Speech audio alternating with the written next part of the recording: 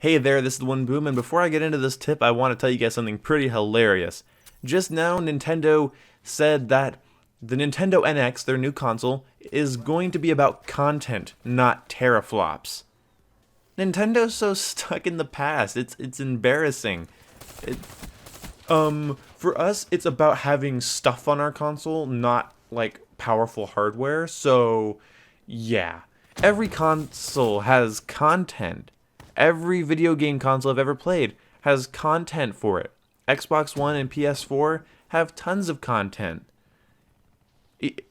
What the fuck does that mean? It's about content, not teraflops. I'm sorry. That is the dumbest thing I have ever heard. Anyway, let's talk about some Black Ops 3 tips because I'm going to tell you how to play a game. So, my philosophy on tips is they should only come out there should only be Call of Duty tips if it's about something that you found out for yourself and you share it with other people so that maybe they can seek benefit from it. Other than that, a lot of tip videos are pretty stupid. Like, what's the damage of this gun? Just go look it up. What does Ghost Perk do? Read the description. I don't see the point in those. Maybe there's how to get hero kill, like how to get 6 hive kills in a match. That kind of stuff's interesting, and I can see the place for that because that kind of stuff can be hard and tedious, and you want somebody else's tactic or take on it. But I guess that still fits into my philosophy. It's someone else's take on that situation and how they would deal with it, and they see if it can benefit you. So I had a pretty dank realization the other day that I'm not a COD god, and when the gameplay you're seeing now, you can tell I'm not a COD god.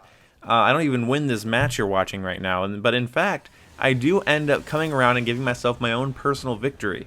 I changed up my tactics, and I changed up my class. This is something very important, and not a lot of players do it.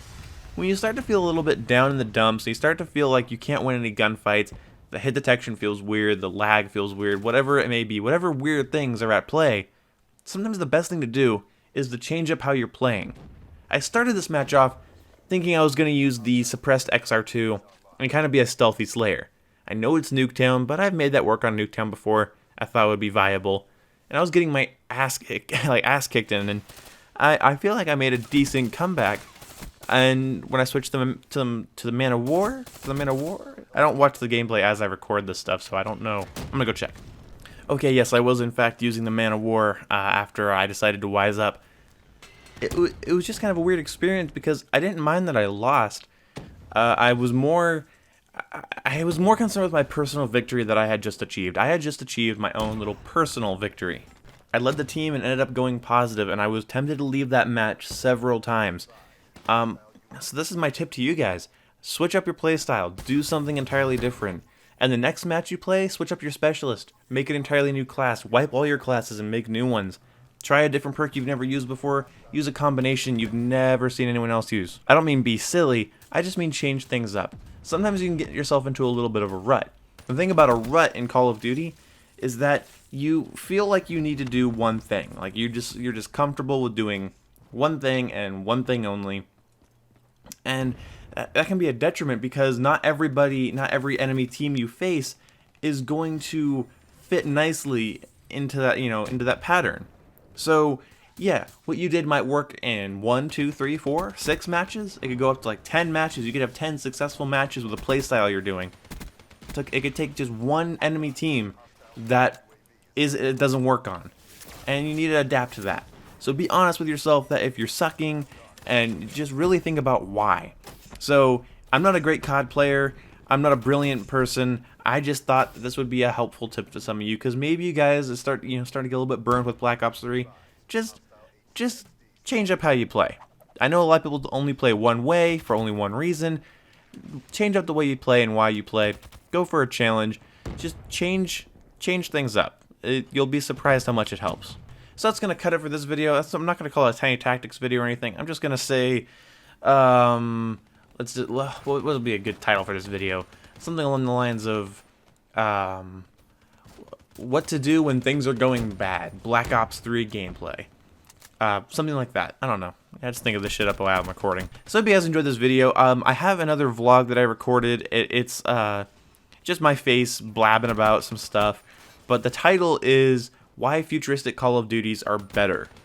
And it makes a solid point. I talk about one of the things that Nero tweeted. I use a fan's tweet. I just had a little bit of an argument against the whole why can't COD go back to World War II, and it's not like my old arguments. Like, it's a pretty decently new argument about the misconceptions of futuristic games, and I don't know if you guys want me to upload that this weekend. I will do that. I'll have a better, more like high quality video on Monday, of course, but for this weekend, I would love to be able to just upload that vlog for you guys to see. So let me know in the comment section below if you want to see that.